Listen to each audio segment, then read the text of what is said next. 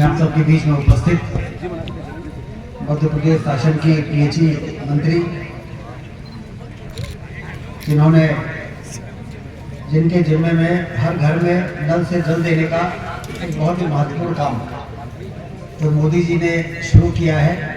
मध्य प्रदेश के हर घर में नल से जल गांव-गांव में, और इनके पास इतना पैसा है कि जिस गांव में जाएंगे और जहां लोग कहेंगे पानी के लिए पैसा दे दीजिए तो 5-10 करोड़ तो ये तुरंत ही सैंक्शन लगे। पूरे प्रदेश में 60,000 करोड़ का काम चल रहा है। कोई कल्पना नहीं कर सकता था कि कोई सरकार आएगी, कोई प्रधानमंत्री आएंगे और गांव-गांव में फिल्टर प्लांट बनेंगे, टंकियां बनेगी, पाइपलाइन बिछेगी और मीठा पानी वहां पर सप्लाई करके जो हैंड पंपों से पानी ढोने का काम करती थी माताएं बहनें। बीमारी का एक कारण वो भी था।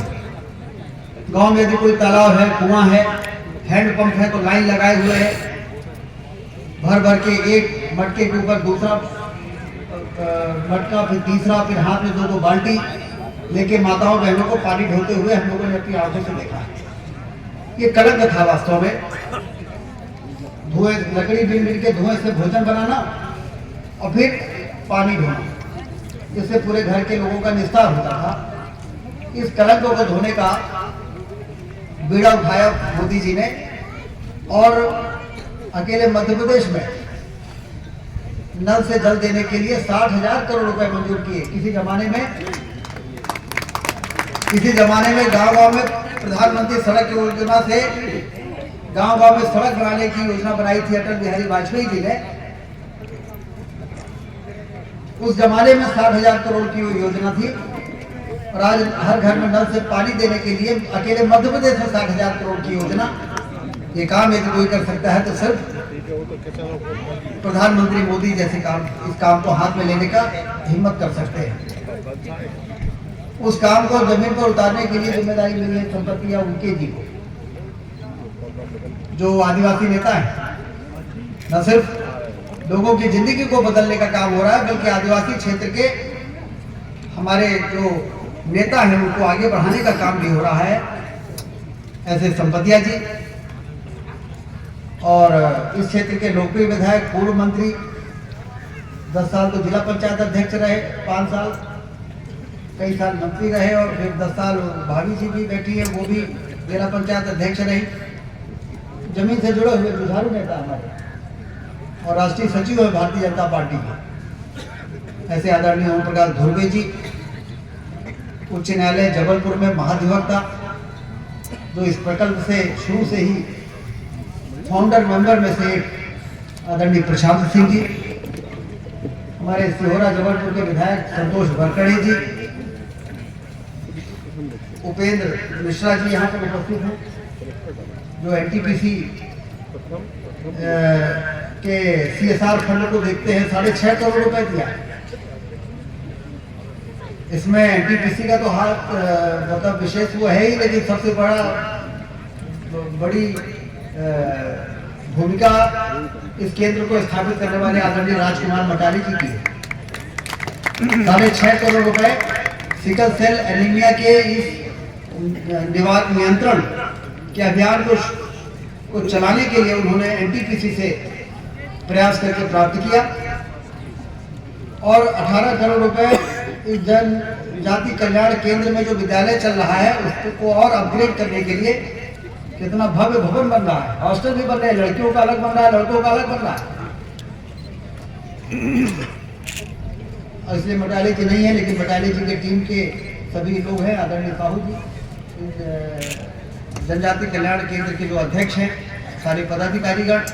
यहाँ पर मेरा प्रबंध समिति से परिचय हुआ, वहाँ पर आदरणीय दिग्विजय सिंह जी से लेके और सारे प्रमुख लोग, विभाग प्रचारक जी भी यहाँ पर उपस्थित हैं, राघवेंद्र जी, जो सचिव है यहाँ के राघवेंद्र जी और विभाग प्रचारक जी, और इस जिले के कलेक्टर मिश्रा जी, डॉक्टर वाजपेयी जी, जो बहुत ही सक्रिय होकर इस सारे अभियान को आगे बढ़ाने में अपना समय दे रहे हैं। पूर्व विधायक आदरणीय देवी सिंह सयाम जी भी यहाँ पर उपस्थित हैं। पूर्व विधायक भवेदी जी भी, डॉक्टर भवेदी जी भी उपस्थित है।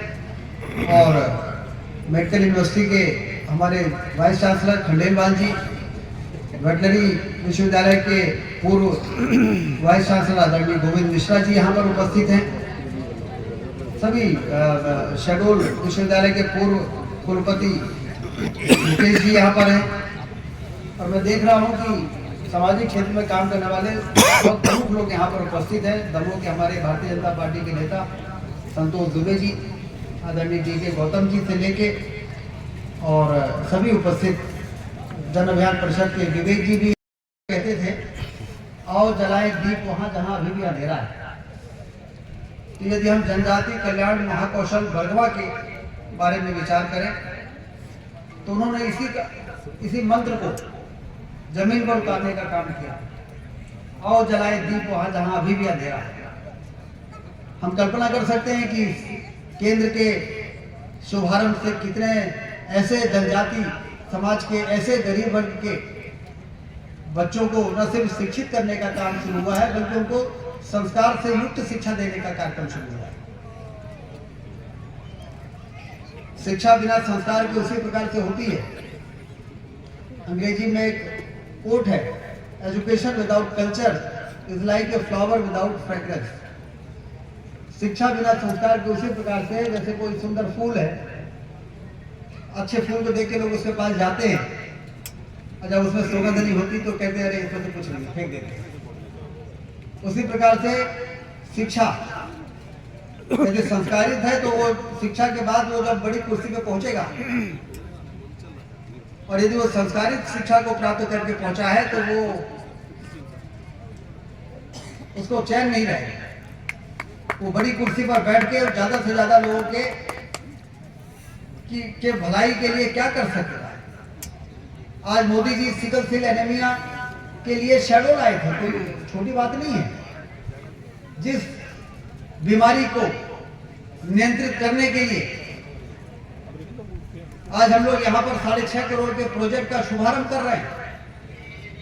उस बीमारी के प्रति लोगों को जागरूक करने के लिए प्रधानमंत्री ने शेड्यूल में कार्यक्रम बनाया। सितंबर 2023 में उसको लॉन्च किया। सिकल सेल एनीमिया के नियंत्रण के लिए जांच का अभियान शुरू कर दिया जाए, क्योंकि यदि 2 कैरियर हो गए, यदि होने वाले पति और पत्नी दोनों को सिकल सेल एनीमिया पॉजिटिव है तो उसके बच्चों को होना तय है। और यदि एक है और दूसरा नहीं है तो शादी हो सकती है, फिर कोई खतरा नहीं। लेकिन दोनों है तो बच्चे को भी होगा, फिर उसके बच्चों को भी होगा, फिर इस प्रकार से तो फैलता जाएगा, फिर पूरा समाज ही उसके आगोश में आ जाएगा। बिना स्वस्थ भारत के हम स्वस्थ विकसित भारत की कल्पना कैसे कर सकते हैं। भारत विश्व गुरु बनने की दिशा में बहुत तेजी से मोदी जी के नेतृत्व में आगे बढ़ा है, बहुत करीब पहुंच गया। ये हम नहीं, ये जमाना कहता है कि मोदी जी के नेतृत्व में भारत ने चौतरफा विकास किया। उलझे हुए मामले भी सुलझे, चाहे वो कश्मीर का मामला हो, चाहे वो अयोध्या में भगवान राम के मंदिर के निर्माण के मार्ग को प्रशस्त करने का मामला हो। कोई सोच सकता था? जो मामले इतने वर्षों से नहीं सुलझ पा रहे थे वो मोदी जी ने किस कुशलता के साथ सुलझा दिया है कि लोग कहते थे कि हम लोग कहते थे रामलला हम आएंगे, मंदिर वहीं बनाएंगे, तो लोग हमको ताने मारते थे और तारीख नहीं बताएंगे। तो तारीख भी सारी दुनिया को मालूम हो गया। 22 जनवरी आज कौन सी तारीख है? आज 18 है। 3-4 दिन बाद भव्य रामलला के मंदिर का उद्घाटन होने वाला है। तो इसलिए दुनिया यह समझ रही कि भारत विश्व गुरु बनने की दिशा में मोदी जी के नेतृत्व में अब बहुत करीब पहुंच गया। आर्थिक महाशक्ति बनेगा और दुनिया का नेतृत्व करेगा, लेकिन उसके लिए भारत को स्वस्थ होना पड़ेगा। इसलिए योग दिवस का कार्यक्रम शुरू किया। विश्व योग दिवस सारे देश को योग करने के लिए प्रेरित करने का काम। लीडर तो वही है, लीडर वो नहीं है जो दूसरे के बताए हुए मार्ग पर चले। लीडर वो है जो अपनी मार्ग ऐसा बना दे कि सारी दुनिया उधर चल जाए। तो जब योग दिवस जो हमारे देश की विधा है उसको सारी दुनिया में हम लोग देखते हैं। योग दिवस, राष्ट्रीय योग दिवस के दिन, अंतर्राष्ट्रीय योग दिवस के दिन जून में 21 जून को जब हॉलैंड में, जर्मनी में, यूके में, अमेरिका में लोग योग करते हैं सूर्य नमस्कार, तो मोदी जी के नेतृत्व का लोहा मानने के लिए हर आदमी को मजबूर हो जाना पड़ता है। सारे देश को सही दिशा की ओर, सिर्फ देश को नहीं दुनिया को उस दिशा में चलाने की ओर उन्होंने सफलता प्राप्त की। तो आज ये जो कार्यक्रम का शुभारंभ है, स्वास्थ्य विभाग के लिए चुनौती है, क्योंकि हमारे जो सब हेल्थ सेंटर है वहां पर भी ब्लड लेना है, पीएससी में उसकी सैंपलिंग जांच होगी, पॉजिटिव है कि नहीं, नेगेटिव है, इसका पता करेगा। और एक तरफ ये जनजाति कल्याण केंद्र ने 6.5 करोड़ रुपए प्राप्त करके एनटीपीसी के माध्यम से अपने डॉक्टर नियुक्त करेंगे, अपने मोबाइल वैन नियुक्त करेंगे, गाड़ियां जाएंगी, लोग यदि ना पाए तो उनके घर जाएंगे और उनका सैंपल लेके और उसको जांच करके पता करेंगे कि इन्हें सिकल सेल एनीमिया है कि नहीं है। और इसे एक तरफ ये केंद्र का काम और दूसरी तरफ हमारे स्वास्थ्य विभाग, दोनों में होड़ होनी चाहिए, स्वस्थ प्रतिस्पर्धा।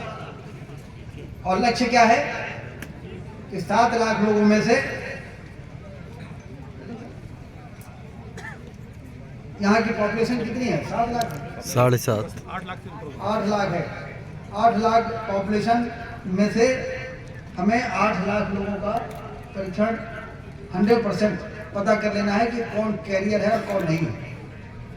और इसके लिए स्वास्थ्य विभाग जीता है कि हमारा ये जनजाति कल्याण केंद्र सबसे आगे निकलता है। तो दौड़ है, कौन कितना करता है, कौन कितना कवर करता है, कितने लोगों को के बीच में किसकी कितनी पहुंच हो जाती है और वो जाके इस काम को पूरा कर सकते। ये मुझे और ये संपत्तियां जी बता रही, हमने कहा कि इतना बड़ा 18 करोड़ रुपए एसएससीएल से प्राप्त करना कोई आसान काम नहीं है। 6.5 करोड़ रुपए इसके लिए प्राप्त करना और 18 करोड़ रुपए विद्यालय के भवन हॉस्टल के लिए प्राप्त करना। लेकिन जहाँ पे चाह होती है वहाँ पे राह पे निकलना पड़ता है, जहाँ पर दिल है, जहाँ पर इच्छा शक्ति है और जहाँ पर ईमानदारी है, निस्वार्थ भाव से लोगों की सेवा करने का जुनून जब सामने वाला देखता है तो उसको भी मदद करने के लिए मजबूर होना पड़ता है। ये जनजाति कल्याण ने अपनी एक इमेज बनाई है। 95 में स्थापना हुई, मुझे बताया गया। 16 से मटाले जी ने आके फिर इसका कारभार अपने हाथों में लिया और उसके बाद आज ये स्थित हो गई है कि ये परिसर को देखिए। मुझे तो 2 घंटे तो पहले सुबह में घूमते ही लग गया।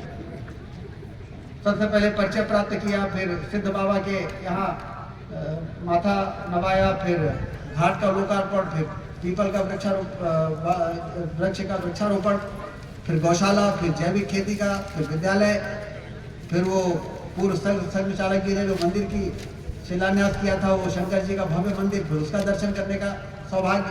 शुरू में हनुमान जी की दर्शन से ये पूरा प्रकल्प इस प्रकार से तैयार किया गया है कि उसको देख के ही समझ में आता है कि कितना गंभीरता के साथ, कितने समर्पण के साथ काम हुआ है।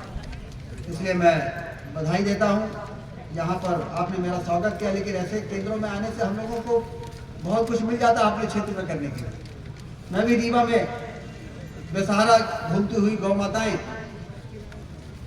जो मारी मारी फिरती थी सड़कों में, खेतों में, उसके लिए 10,000 गायों का एक गौवंश वन विहार बनाया है और वहां पर 50 एकड़ की सरकारी जमीन है, 10,000 एकड़ का वो 500 एकड़ का जंगल लगा हुआ है और वहां पर उनकी सेवा होती है। हमने भी जैसे CSR में लोगों से कहा कि आप लोग इसमें मदद करिए, 3 करोड़ रुपए की FD करा दी, 2.25 लाख रुपए महीने में ब्याज आता है, उससे 50 लोगों को नौकरी में रखा, अगल बगल के गाँव के गौ सेवक बनाए, शेड्स बना दिए, शानदार बायोगैस प्लांट लगा दिया, भूसा शेड बना दिए, मास्टर प्लान की तरह रोड बना दिया, अगल बगल शेड्स हैं और ये समस्या का समाधान है।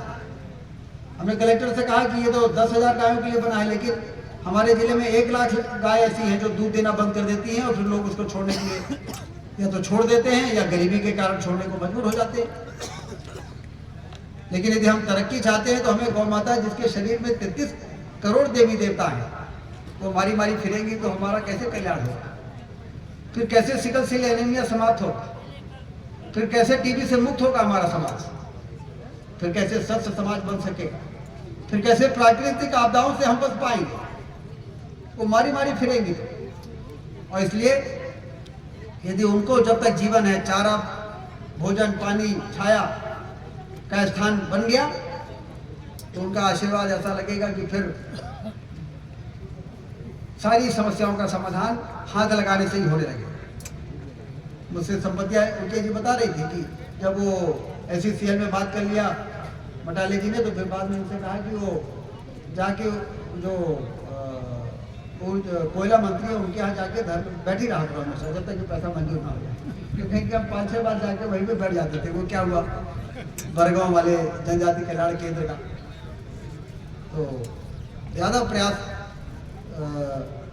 भी यदि करना पड़े तो जन कल्याण के लिए, जनहित के लिए। कभी कभी लोग मुझसे कहते हैं कि मैंने 2 बार कहा वो काम नहीं हुआ। उनका 2 ही बार कहा, भी अभी तो 10 बार कहना पड़ेगा तब होगा। तो इसलिए 2 बार कहें तो निराश मत हो, कहते रहो जब तक काम ना हो जाए, कहते रहो तब काम हो जाता है। ये प्रमाण है। इस केंद्र में जब आते हैं, कहाँ से कितने, मैं कुछ दिनों के लिए नवकरणीय ऊर्जा मंत्री था, तो मटाले जी यहाँ पर सोलर पैनल लगाने के लिए मुझसे बात करते, अपने लिए थोड़ी करते। यहाँ पढ़ने वाले छात्रों, छात्रावास में रहने वाले छात्रों के लिए परेशान रहते थे, जैसे लोग अपने बच्चे के लिए परेशान रहते हैं। कुछ लोग ऐसे हैं जो पूरे समाज के बच्चों के लिए परेशान रहते हैं। तो इस प्रकार से ये एक त्याग और समर्पण से खड़ा हुआ ये केंद्र ने आज एक बड़ी सफलता हासिल की है कि सिकल सेल एनीमिया के नियंत्रण के लिए इतनी बड़ी राशि प्राप्त करके आज उसका शुभारंभ हो रहा है। फिर इसकी जांचें होंगी और इससे समाज को बहुत बड़ा लाभ होगा। और जो जिनको पॉजिटिव हो जाए उनको चिंता करने की जरूरत नहीं है। ये भी समझाना है कि वो उनको मालूम पड़ जाए कि सिकल सेल एनीमिया हो गया है, तो वो तो बिना वैसे ही उसका मन गिर जाए, घबरा जाए। तो उसको ये बताना है कि ये एक दवाई है जो नाश्ते के बाद प्रतिदिन लेना है और लाइफ लॉन्ग लेना है। जैसे रोज हम नाश्ता करते हैं, वैसे एक दवाई लेना है। तो धीरे धीरे उससे वो बढ़ेगा नहीं, तकलीफ नहीं पड़ेगी शरीर में। तो इस प्रकार से उसका इलाज भी है कि वो दवाई जो एक कैप्सूल आएगी उसको लगातार लेना है।